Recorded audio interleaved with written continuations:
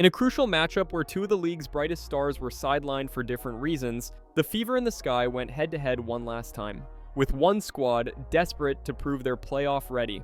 Will she add to it? Whips it back for Dantas. Kelsey Mitchell lighting up the scoreboard early. Will she add to it? Whips it back for Dantas. Kelsey Mitchell putting on a show. While the other side looked to play spoiler, giving everything they had left in the season, and now she's sporting a bloody lip, showing just how tough she really is. And now she's sporting the bloody lip.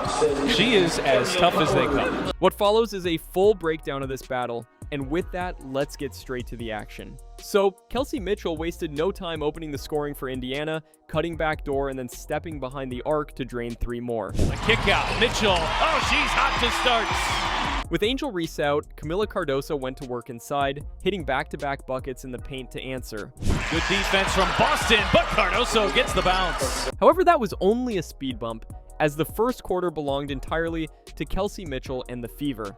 I mean, Kelsey and Lexi hit consecutive mid-range jumpers to stretch the lead to 9. And I have to learn a whole bunch of new things.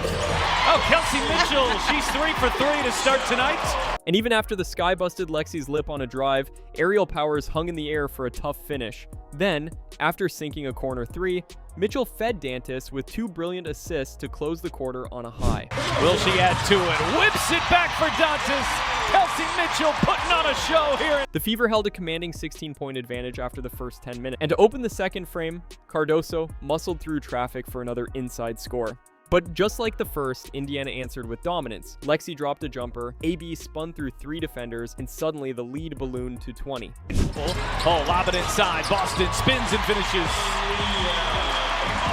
Then Sims handed it off to Howard, who quickly returned the favor with a dime on the cut. Oh, it's Howard finding Sims, who finishes tight quarter. Now, moments later, Howard found Sims again, this time wide open on the wing for a triple. Odyssey Sims. Then Howard created for herself, pulling off a smooth shake and bake fadeaway. Shake and bake, and the fadeaway. With 4 minutes left in the half, Indiana kept their foot on the gas. Sims blew by her defender, and when Mitchell got blitzed, she hit Howard on the pocket pass for the easy glide to the rim. Left to go in the first half. Mitchell, the hesitation, and gets to the rim. Even though Elizabeth Williams dropped in a hook shot, the Fever were still rolling. Mitchell knifed through for a layup, then Sims capped the half with a pull-up jumper, giving Indiana a 15-point cushion. Anyway, the Sky opened the third with a mini run, scoring twice inside to trim the gap to 11, but just when it seemed momentum might swing, Indiana turned it up again. Mitchell drew 2 defenders and dished to Dantas for a pick-and-pop 3. Powers in the corner, Petty 3, it falls! Then Mitchell drilled a pull-up before Shea Petty joined in, sinking a corner triple. And with the lead swelling again, Brianna Turner dished to Lexi, who nailed another 3 right before the buzzer. Turner gets inside, kick out, Holu buries a 3! It was 78-60 after 3 quarters, and Indiana looked in complete control. And as the final frame began, the Fever didn't let up. Sims ran the set from the wing, finding Howard on the drive. She absorbed contact and finished through the and one. A B spun her way to another tough bucket inside, and though Uneni Ray muscled in a score on the block, Indiana quickly shut down any comeback talk. Indiana's just been able to hold Chicago at an arm's length here tonight, and Natasha Howard putting together one of her best and added her own version of the and one at the rim, then Powers dropped it off to Turner for another finish inside. Top to bottom, this might be her best game in a Fever uniform. And to slam the door, Aerial Powers muscled her way to the rim, drew the foul, finished, and kissed her guns in celebration. For the Sky, Boston turns the corner on Cardoso, banks it home, and a foul. The Sky simply had no answers for Indiana's relentless attack as the Fever completed the season sweep with a 97-77 blowout win. Actually hard to guard. Boston bouncing, Powers cutting inside, extra pass, and a reverse from Turner. That pressure off the... And if we add up the margins, Indiana outscored Chicago by 119 points combined over their last 5 meetings. With the Sparks losing to the Dream and the Storm falling to the Liberty, the Fever climbed to the 7th seed, now 1 win away from clinching a playoff spot. Even with the tough news of Caitlyn Clark missing the postseason, this team still has a real shot to pull off an upset. Steph, what stood out to you about Caitlyn and the emotion she must have felt making this decision? Powers going behind the back on Banna, muscles her way to the rim, draws the foul, and flips it home, and 1 Powers. A nice little smooch on the muscle. Yeah, I mean, it's frustrating. The injuries have piled up. And given all the work she's put in just to get herself on the court, it's a tough blow. But at the end of the day, her long-term health and being 100% is what truly matters. That's a W.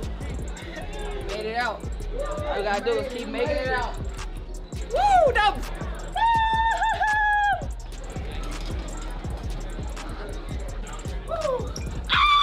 After all, the Fever still have 2 All-Stars in Mitchell and Boston leading the charge.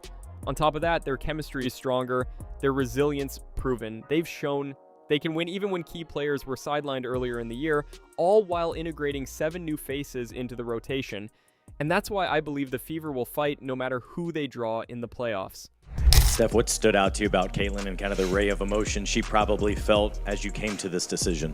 Yeah, I mean, it's frustrating, number one, just all the injuries that she's had. Obviously, I wouldn't speak for her, but and the amount of work that she's put in to position herself to be able to play. But ultimately, you know, I think the big picture is the most important thing. Her long-term health and wellness and her being 100% when she's ready to go is the most important thing. You know, and with this group, they've been incredibly flexible and resilient. The players keep clawing, putting themselves in position to contend.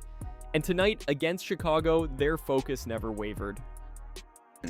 With this group too, they've been incredibly flexible, as well as resilient, and you know, our group has continued to fight, claw, and position ourselves that we're in the hunt for the playoffs.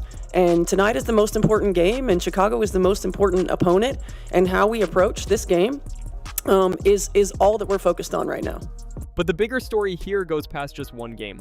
The Fever are sending a message to the rest of the league. They're not just sneaking into the playoffs, they're ready to make noise once they get there. And that starts with Mitchell, whose scoring gravity continues to open up the floor for everyone else. Then there's Boston, who is proving night after night why she's one of the toughest matchups in the paint. And with the supporting cast buying into their roles, the Fever suddenly look like a team nobody wants to face in a best of 3. Now, of course, questions remain.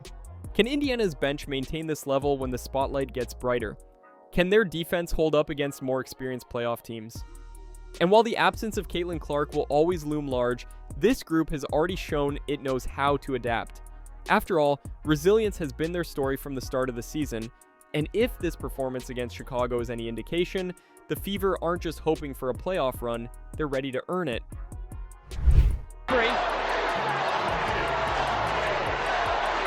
That's a flagrant foul. It's a hard foul. You could say it's a play on the ball, but... And this is just the beginning. Because in part 2, we're breaking down the next chapter, when the rivalry takes an even sharper turn, the fouls get nastier, and the spotlight on Caitlyn Clark burns brighter than ever. So don't miss it, hit subscribe, turn on the notifications, and stay locked in for part 2. Thanks for watching, and I'll see you there.